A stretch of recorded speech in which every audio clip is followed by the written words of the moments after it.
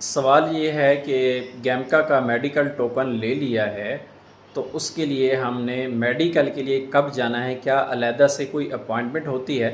तो इसके लिए कोई अपॉइंटमेंट नहीं होती। जब आपको एक मेडिकल सेंटर अलॉट कर दिया जाता है, तो आपको जो 30 दिन का टाइम मिलता है, उस 30 दिन के अंदर आप कभी भी अपना मेडिकल करवा सकते हैं। लेकिन आपने कोशिश ये करनी है कि आपने पहले 2, 4, 5 दिनों में ही जाना है।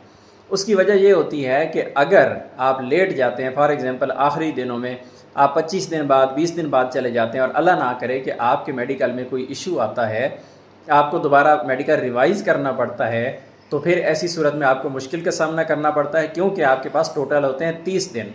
30 दिन का टाइम गुजर गया तो आपका टोकन ज़ाया हो जाएगा। 30 दिन के अंदर अंदर आपका मेडिकल क्लियर होना चाहिए। ऐसा नहीं है कि 30 दिन के अंदर आपने वहाँ पे जाना है, बल्कि 30 दिन के अंदर क्लियरेंस ज़रूरी है।